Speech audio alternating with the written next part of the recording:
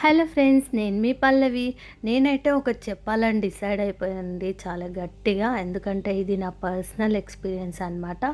ఒక వ్యక్తి అయినా కావచ్చు, ఎవరైనా కావచ్చు, అవతల వ్యక్తి నుంచి మనం ఏది ఎక్కువగా ఆశించకూడదండి.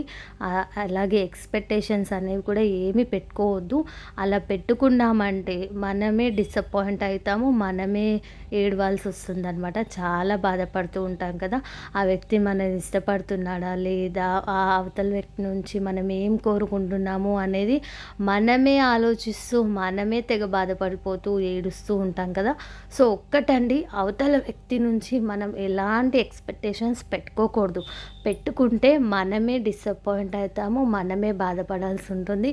ఆ తర్వాత ఆటోమేటిక్గా కళ్ళల్లోంచి వాటర్ ట్యాంక్ కూడా వచ్చేస్తుంది అనుకోండి, అది వేరే విషయం అనుకోండి. సో నాకు తెలిసినంత వరకి మన లైఫ్ ఎలా ఉందో దాన్ని మనం యాక్సెప్ట్ చేయాల్సిందే, తప్పదు. అక్కడ పైవాడు అనేవాడు మన తలరాతని ఎలా రాసాడో అలాగే జరుగుతుంది. సో ఈరోజు మనం ఏడవాల్సి ఉంటే ఏడుస్తాము, రేపు నవ్వాల్సి ఉంటే నవ్వుతాము. సో లైఫ్ అనేది ఎలా ఉందో దాన్ని యాక్సెప్ట్ చేయడానికి ట్రై చేయండి, హ్యాపీగా ఉంటారు.